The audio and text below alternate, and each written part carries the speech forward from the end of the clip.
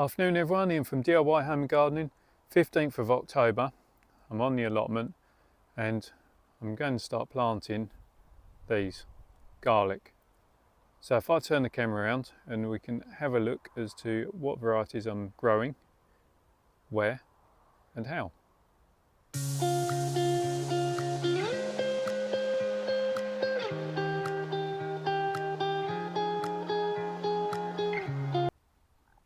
Right, so this lot are all garlics that are saved from last year, barring one, Germador.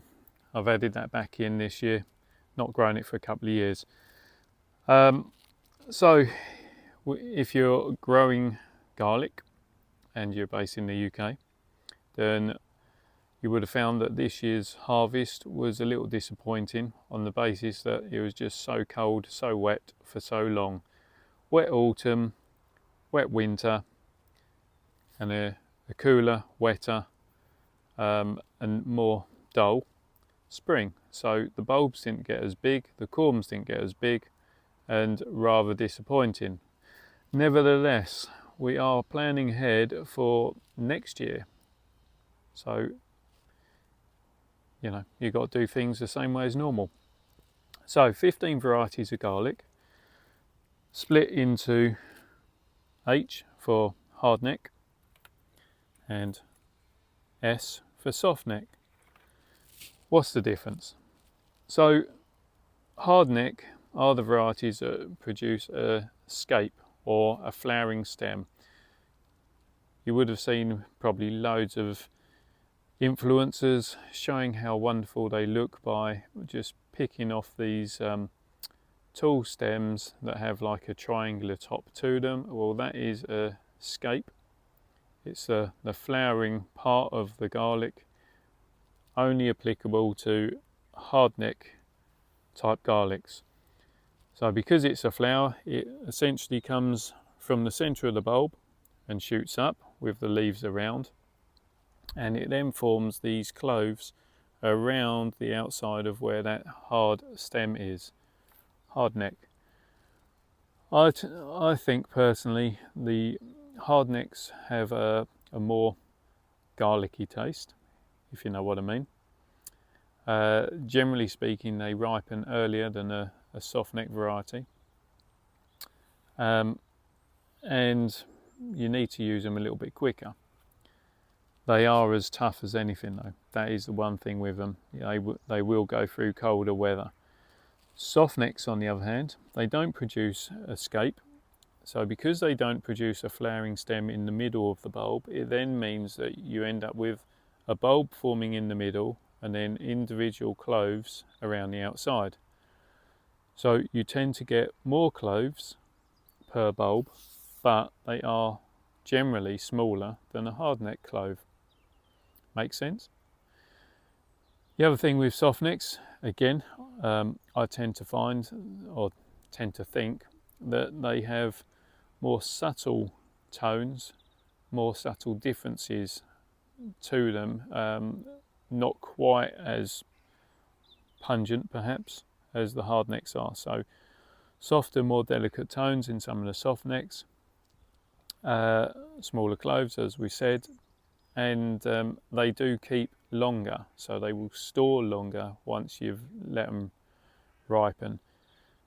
The downside with them is that they're not quite as hardy, so a cold, hard winter, they don't enjoy it. You might find that you lose a few. They need free draining soil. So if you've got heavier soil, live in a cooler climate, more to the north of the UK perhaps, then hardnecks are definitely for you. So let's go and take this lot down.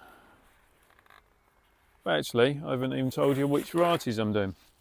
So Chesnick White, Carcassonne White, Kingsland White, Music Porcelain, which is a good chef variety, Porcelain White, Eden Rose. So they're the hardnecks. Softnecks, Germador, Maddock White, Salent White, early purple white, thermodrome, Provence white, topodrome, Albercian white, Iberian white. Now I've got to say, topodrome, Albercian white, thermodrome and Germador are always the most reliable. Oh, and early purple white, always the most reliable. Last year I found this Allotment white probably the poorest, to the point where, well, the cloves are tiny. If they don't do well this year, I'm not bothering growing it again. Hardnecks, again, I think they're all much of a muchness. I've been building up my numbers in terms of porcelain white, Eden rose and chestnut white. Literally only had a couple of bulbs 2 seasons ago, so I've managed to sort of build up my numbers on those. And Kingsland was an add-on last year. So those are my varieties, and we'll go to where we're planting them. So last year planting, this year harvesting, they were in this bed. They can't go in that bed. They can't go in that bed because that had onions in. So you want to do a crop rotation to prevent build-up of pests and diseases, notably onion leek fly, which attacks these, and also rust. Rust is the worst thing, to be honest. Absolute decimates the crop. So they're not going in those beds. They're coming beyond the dahlias down to here. Now I planted my onions in that one, and garlic is going into this one. Let me just pop that down. So excuse the mess, but I've been redoing this. What I've been doing to the beds is re-straightening them up. Like I said, it's been so wet for essentially a year that a lot of the thinner posts that I had put in had collapsed and rotted already, which just basically meant that all the sides were dropping down, the levels were going. I've also taken the opportunity to sort of shunt the bed back a little bit. So strengthened up the beds, straightened up the beds, given the beds a rake over to level it off, pulled out the worst of the weed. To be honest, there's not a lot of weed in the beds because they're essentially a no-dig bed, but also because I put down the covering of manure over the top. So if there's any weed, that tends to be in that upper layer of the manure, which I can then sort of fork through or rake through or just pull off. So yeah, that's the bed done, all the prep work done. Because it's a raised bed, it is more free draining than if it was the soil, and you can see that there is more compact and a little bit more wet looking than that bed. And then in terms of how I set out, I do 15 centimetre spacings down the line and down the rows. I put in a screw all the way down. Let me just get my bit of wood. So I've got my screws 15 centimetres apart the whole way down those beds. And then I've got my trusty bit of wood, which will make sense. So that just butts up against that screw on the bottom, so that holds it nice and tight. And then I've got these marks here, which are 15 centimetre spacings. So that's how I'm going to set it out, and the prep work. Just got to plant them all now. Okay, so I'm going to start with hardnecks down this end, as I say, because they tend to ripen quicker. I've got 14 of each clove, and that will just do me 2 rows. Last year I planted 3 rows of each. Quite frankly, I don't really need 3 rows of each. 14 bulbs of each is more than enough, and that will take me more or less to the end on that. I use this dibber. So a dibber you normally use for, you know, pricking out your seedlings or whatever. I tend to use it for doing the planting, and go in at my 15 centimetre spacing, push the dibber down. You need about 3 to 4 centimetres above the bulb. So we're going down to that depth, pushing it down into that little bit. That's just going to break up the very base of the soil, which means that it's not going to be sitting in water.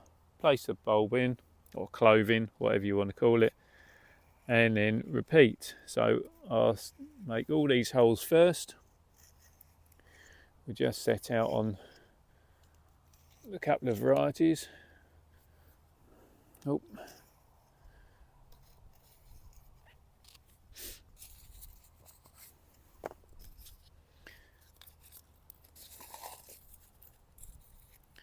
So when saving your own bulbs, it's always a good idea to pull out and use the biggest ones available, as they're going to get away the best, because each one of these bulbs is essentially the food. So it's the food that's going to drive that growth of the plant. So that's why I use them. And also the thing with saving your own bulbs, cloves, is that over time they acclimatise to your conditions. So plenty of people use shop bought, as in saved from the supermarket. Indeed, I've done that myself, and that is actually where my porcelain garlic came from. Nothing wrong with that, trying to get a variety that you wouldn't have otherwise, but be mindful that it won't be used to your climate. It probably has been grown either in a warmer part of Europe or come from China. A lot of the bulbs get sprayed or dip treated with anti-sprouting, essentially, chemical, so they won't germinate, they won't sprout necessarily, and fungicides, so they're not going to be an organic product to start with.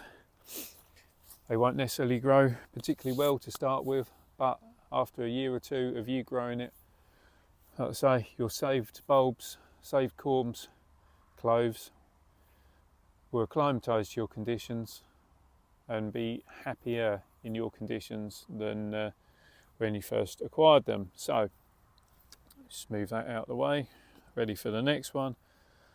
2 labels, start of the block, if you like, end of the block, so 2 labels in each one.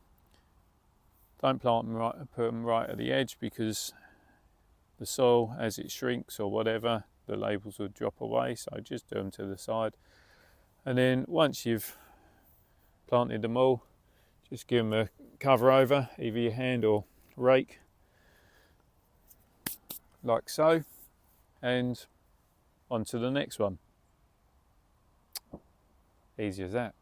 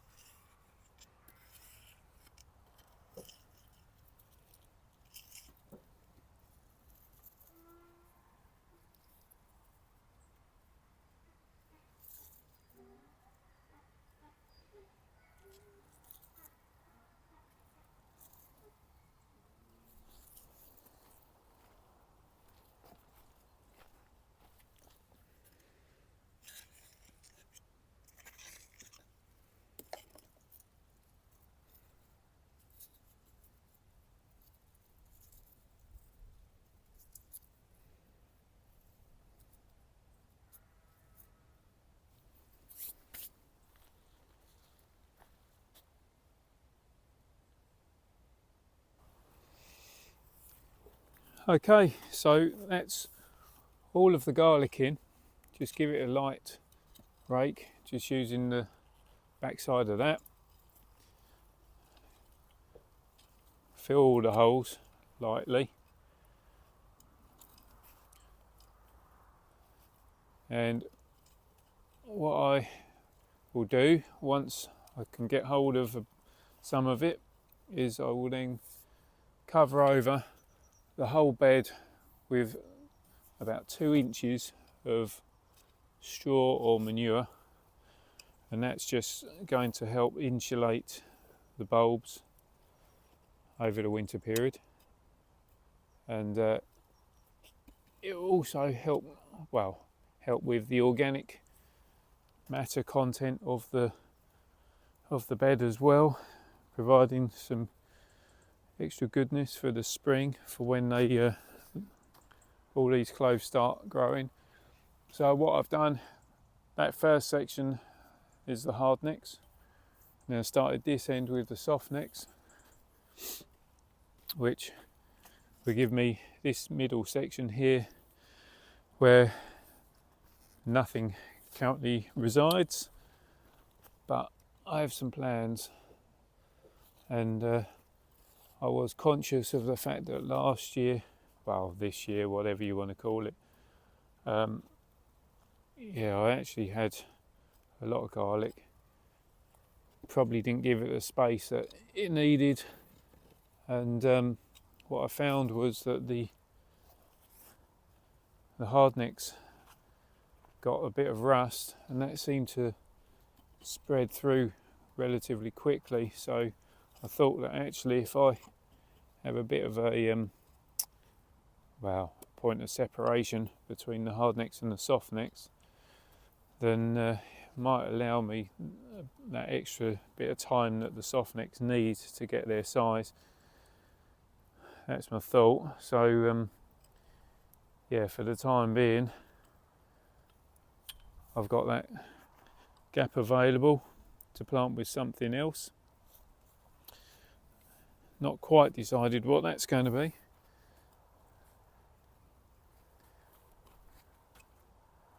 Right, so that's covered, and that is video done. Sit down. Bad back. So yeah, video done.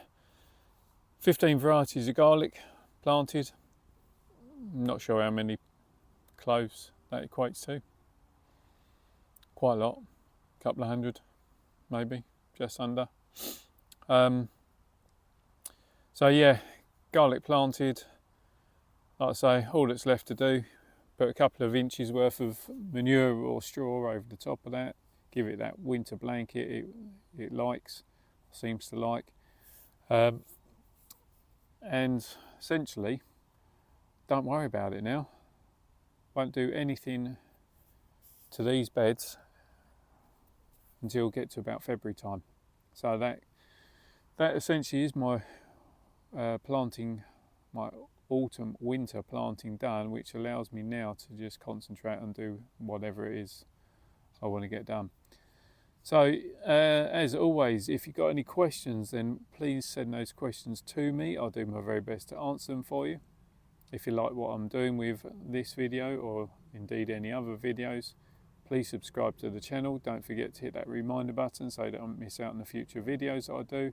And above all else, just have fun, enjoy yourself, and perhaps try that different variety of garlic that you stumble across in the garden centre or indeed supermarket, so long as you bear in mind what I said earlier in the video. Supermarket might take a little while to get established how you want it.